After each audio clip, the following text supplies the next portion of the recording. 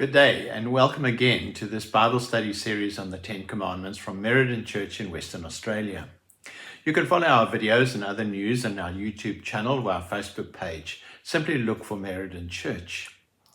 Today we come to the sixth commandment. It's short and sweet. Thou shalt not commit murder. Exodus 20 and verse 13. But let me start with a story. It was in the autumn when he brought his gift. When the leaves turn and the days grow shorter and the wind begins to blow just a little colder in the evenings, it was his favorite time of the year. The winter was horrible. Nothing grew. Even if he could have plowed the seeds, it would have been wasted. The frozen ground was unyielding. It refused to receive. And if it was forced to accept, refused to give anything back. In the winter, he hated the land. He welcomed the spring with its promise of new life. In the spring, he fell in love with the land again. It seemed to almost beckon him to begin. It endured the heat and the weeds and the work of summer with patience, since he knew the autumn followed soon. And in the autumn, he could reap the fruit of his sweat and labor. So he brought his gift to the Father, the first fruits of the harvest, the best part. It wasn't exactly what the Father had asked for, but it was what he himself loved most.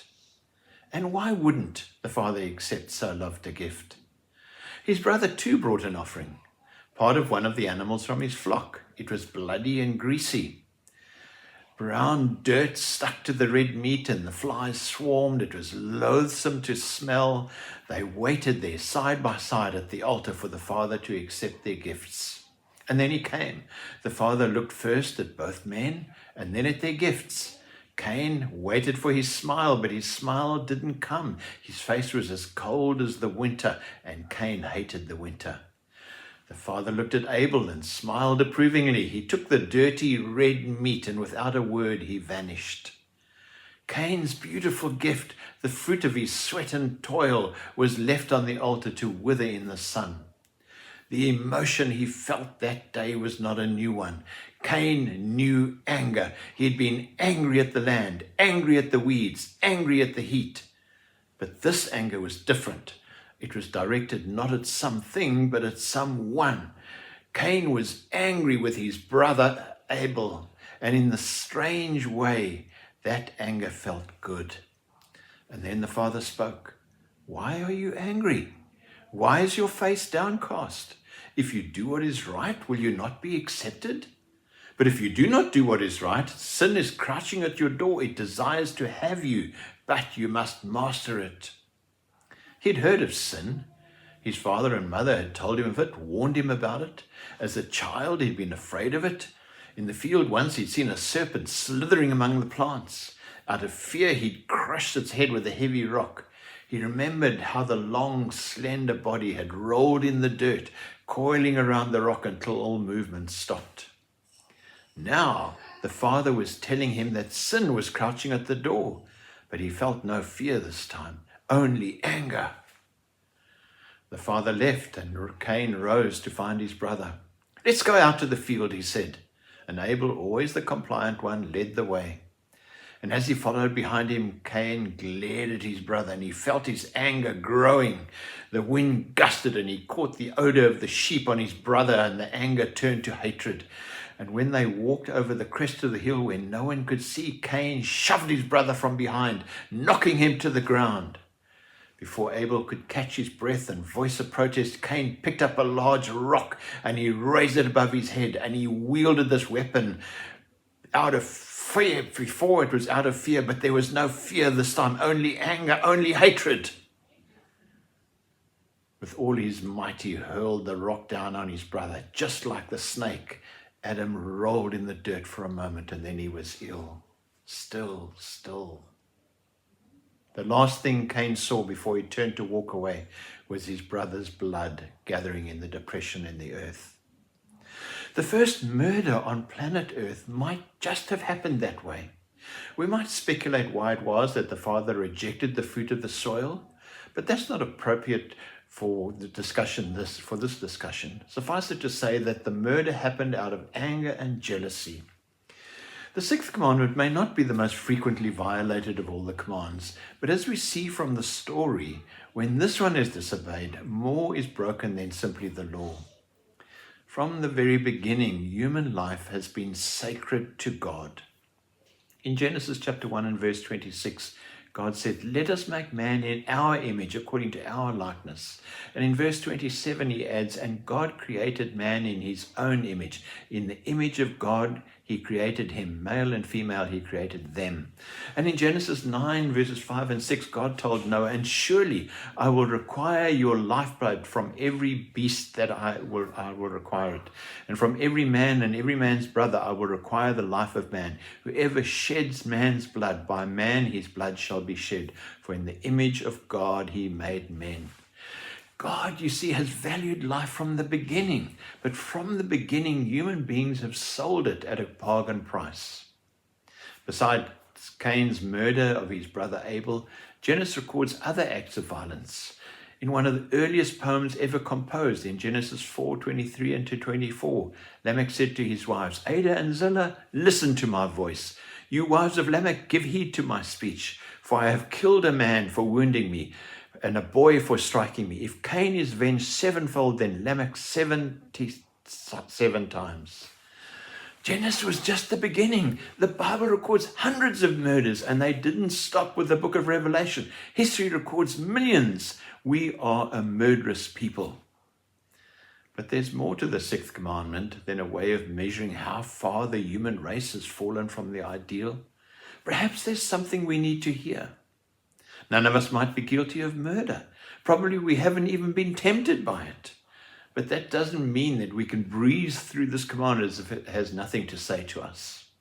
As with all of these commandments from God, there is more to it than meets the ears. But before we talk about what some of the implications of this commandment are, I want to mention several things that are not prohibited by this commandment. First of all, it is significant that the commandment God gave was not "thou shalt not kill," but rather "thou shalt not commit murder." The Hebrew word that is used is very specific and refers to murder. And of course, as we know, there's a big difference between murder and killing. The Hebrew word used is ratzach, specifically referring to unlawful killing of a fellow human, distinguishing it from killing in war or capital punishment, which were permitted under circumstances, as we read in Numbers 35:19 to 21. It's obvious that God didn't intend to prohibit all life-taking, because the penalty for murder under the law of Moses was death. So if the commandment meant that you could never take another person's life, you couldn't actually punish someone for murder.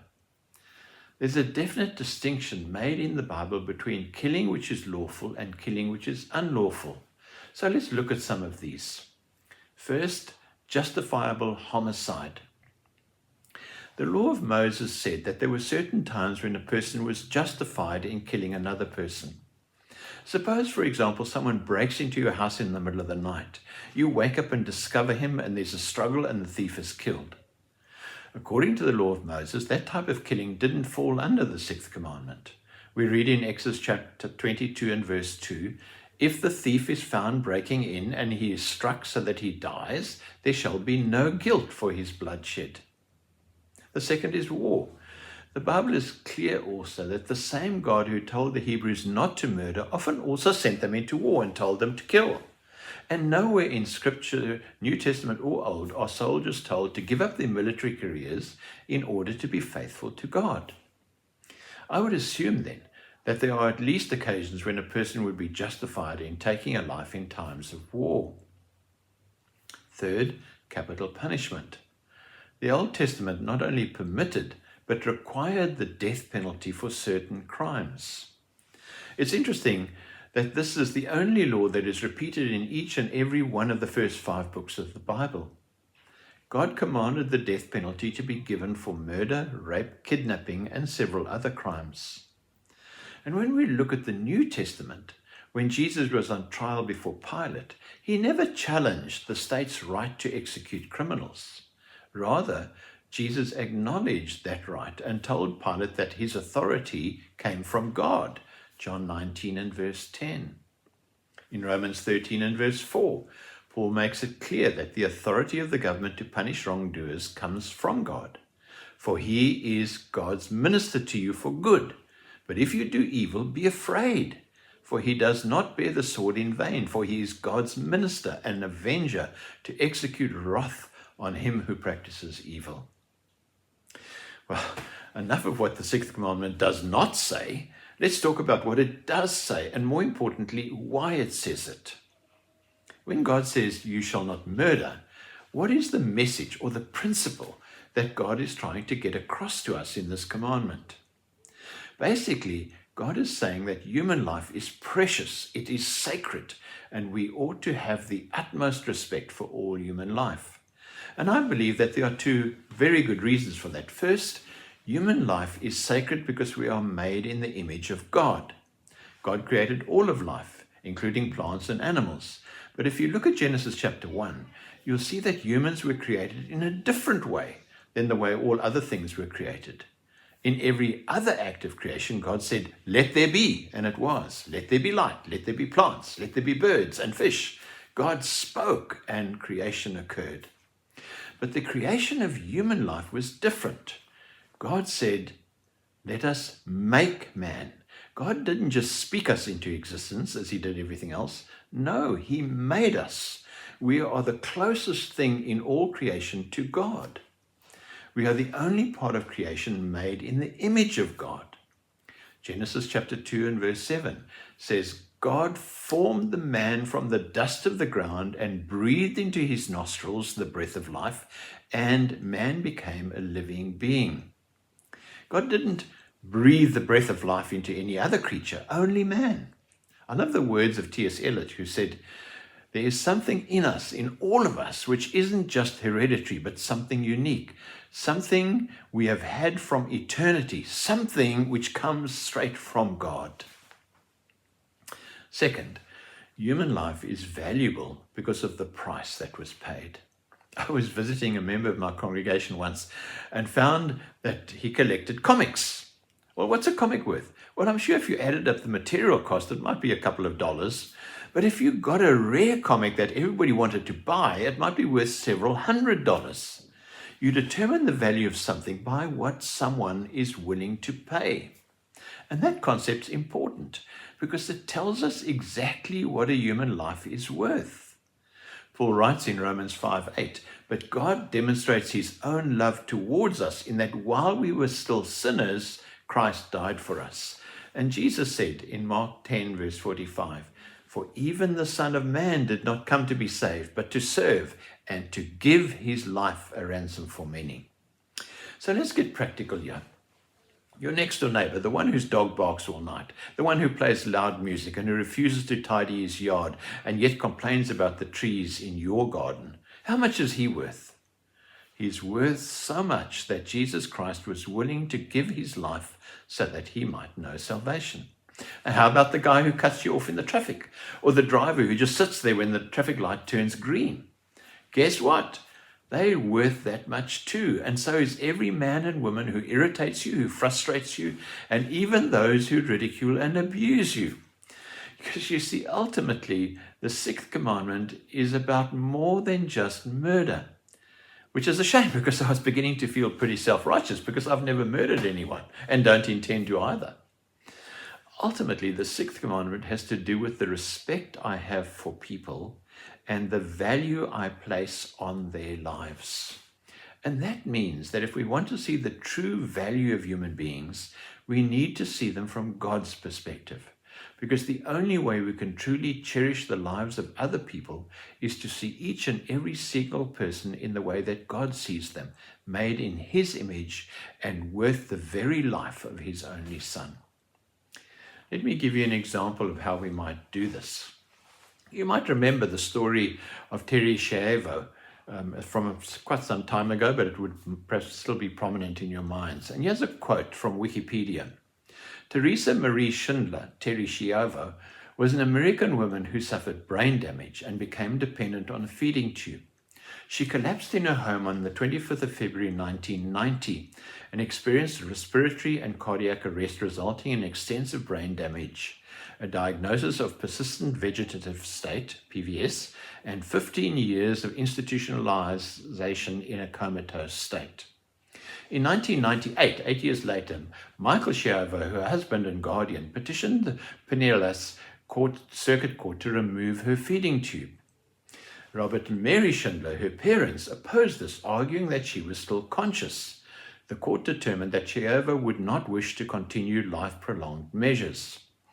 This controversy stretched on for 7 years and included involvement by politicians and advocacy groups, most notably pro-life and disability rights. Before the local court's decision was carried out on March 18, 2005, the governments of Florida and the United States passed laws that sought unsuccessfully to prevent the removal of Schiavo's feeding tube. These events resulted in extensive national and international media coverage. In March 2005, the legal history around the Schiavo case included 14 appeals and numerous motions, petitions, and hearings in the Florida courts, 5 suits in the Federal District Court, Florida legislation struck down by the Supreme Court of Florida, a subpoena by the Congressional Committee to qualify Schiavo as a witness protection under the federal legislation, the Palm Sunday Compromise, and 4 denials of certiorari from the Supreme Court of the United States. She died at Pinellas Park Hospice on March 31, 2005 at the age of 41. Some have since maintained that her death constituted judicial murder. Now, it seems to me that not only physicians, but the rest of us are smart enough to know the difference between protecting, enhancing, and empowering a human life with a reasonable hope of recovery and the alternative of merely prolonging the process of dying. Skill and technology that help our recoveries are admirable and ethical. The same skill and technology used to prolong our dying are perhaps unnecessary and ill-advised. Maybe a key issue here is our common insensitivity, which fails to see what is best possible treatment for a person lacking a higher brain function is not always the most treatment possible. The idea that an emotional observer's faint hope of another's recovery is better than a peer-reviewed medical judgment under extensive court scrutiny over several years is simply irresponsible. Death is sometimes an ally instead of an enemy. And perhaps death itself needs to be reconsidered by all of us. Death is not an absolute evil. It is sometimes an instrumental good for those without reasonable hope of recovery. Sometimes the real evil lies in forcing someone to endure an existence which is no longer really life. At the root of the 6th commandment is God's concern for how we treat each other. And any time we violate the dignity of a human being, we are treating that person with contempt. And any time we permit our anger to seethe and boil without resolution, we devalue not only the relationship we share with that person, but also that person's life. And any time we dismiss someone out of prejudice, dislike, or disrespect, we fall under the condemnation of the 6th commandment. To Jesus, every human being is a brother and sister. And because we are members of the same family, the human race, we have a responsibility to each other. In Genesis, with the memory of his brother's blood still fresh in his mind, God confronted Cain. "Where is your brother?" "Am I my brother's keeper?" Cain asked. And God said to him, "The blood of your brother cries out to me from the ground. Yes, Cain, you are your brother's keeper. And so are all of us." The challenge of the 6th commandment is not simply to avoid the taking of human life, but to value the life that God gave, to treat it with dignity and with the deepest respect. Let's pray. Holy God, you made us in your image. You formed us from the dust of the earth, and you breathed your life within us. You have made life sacred and valuable. Teach us by your Spirit to honor the life of each person, even when we are in disagreement. Help us to see the value of their life in the gift that is from our loving God. Keep our hearts open to love and care, even when our head is angry and bitter. It is hard, but we trust you in your incredible love for us. Amen. Well, that was a tough session. Here are some points for you to consider. Discuss the point made that this command is more about valuing the life of a person than simply not killing them. And then discuss the difference between voluntary assisted dying and ceasing to artificially support a life for a person lacking a higher brain function. How does each value the life which is being taken? Have a great day, and I'll see you next time when we discuss the 7th commandment. You shall not commit adultery. God bless you. Until then.